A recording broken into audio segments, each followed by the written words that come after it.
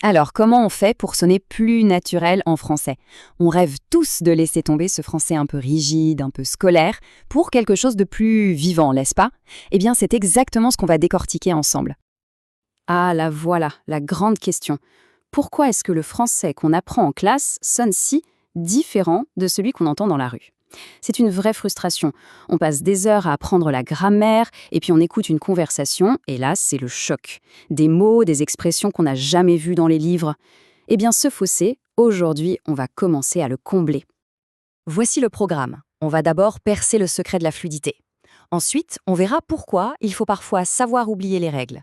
On plongera aussi dans le grand débat sur le fameux «du coup». Puis, on se construira une petite boîte à outils bien pratique et on terminera avec la leçon à retenir. Allez, on commence le secret de la fluidité. On a souvent cette idée en tête que pour bien parler, il faut faire des phrases longues, complexes, super sophistiquées. Mais, et si c'était tout le contraire? Si la véritable clé pour un français naturel se cachait dans des mots tout petits, tout simples?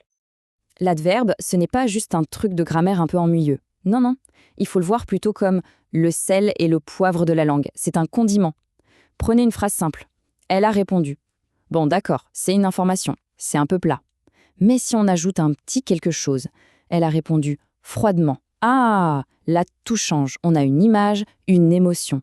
C'est ça le super pouvoir des adverbes. Bon, maintenant qu'on a ça, il faut comprendre pourquoi il y a cette différence. Ce n'est pas une coïncidence si le français des livres et le français de la vraie vie semblent parfois être deux langues différentes. En fait, pour comprendre ça, il faut faire un petit voyage dans le temps. C'est une histoire de fracture, une vieille division au cœur de la langue. En gros, il y a deux écoles. D'un côté, l'école de l'écrit, les grammairiens, les académiciens qui ont voulu mettre de l'ordre avec les fameux adverbes en ment, comme lentement. Et de l'autre côté, il y a l'école de l'oral, qui est beaucoup plus ancienne. Elle vient directement du latin parlé et elle cherche l'efficacité. Alors on prend un adjectif et hop, ça devient un adverbe. Il parle fort, c'est direct, c'est simple. C'est un peu le match entre la rigueur et la spontanéité. Et pour illustrer ce match, il y a un champion toute catégorie, le fameux, le célèbre, le controversé, du coup. Franchement, on l'entend absolument partout. Et en même temps, il y a des gens que ça rend complètement dingue.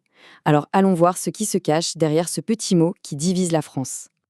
Eh oui, même l'Académie française, la gardienne du temple, n'aime pas trop ça. Pour eux, du coup, est un peu trop populaire. Ils préféraient qu'on utilise par conséquent ou de ce fait. Mais soyons honnêtes, qui dit je n'ai plus de lait, par conséquent je vais au supermarché? Personne.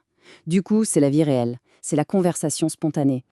Mais alors, pourquoi il est si populaire? Parce qu'il est incroyablement pratique. C'est un vrai couteau suisse. Regardez, on le met au milieu d'une phrase, mon frigo est vide, du coup, je vais faire les courses, et hop, ça exprime la conséquence. On le met au tout début, du coup, on fait quoi ce soir, et ça lance la conversation, ça remplace alors. Et on le met à la fin, on a trouvé, du coup, et ça vient conclure une idée. Un vrai outil 3 en 1. J'adore cette petite blague du dictionnaire Le Robert. Je pense, du coup je suis. C'est parfait. Ça montre avec humour à quel point du coup n'a rien à faire dans une phrase aussi formelle, aussi philosophique. Là, évidemment, c'est donc qui est le roi. Ça illustre à merveille cette séparation des mondes entre l'écrit et l'oral. Bon, assez de théorie, c'est le moment de passer à l'action. On va maintenant se constituer une petite boîte à outils. Quelques adverbes très simples qui peuvent, presque instantanément, rendre une conversation beaucoup plus naturelle.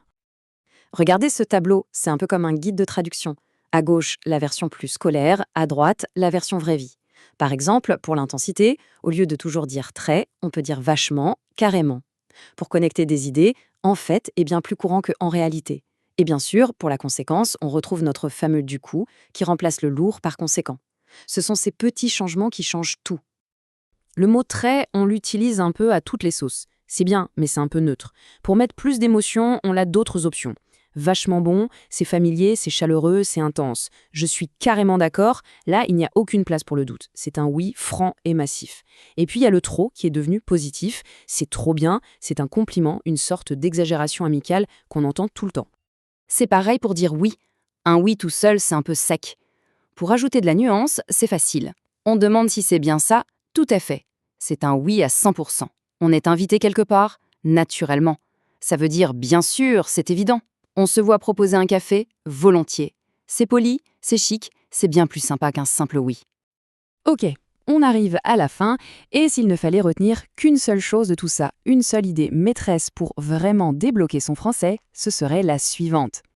Voilà la grande leçon. La fluidité, ce n'est pas la complexité.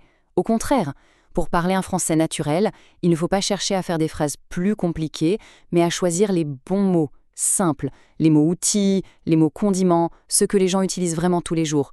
La clé, c'est la simplification intelligente. Alors voilà la question pour la fin. Parmi tous ces petits mots, lequel pourrait changer la prochaine conversation?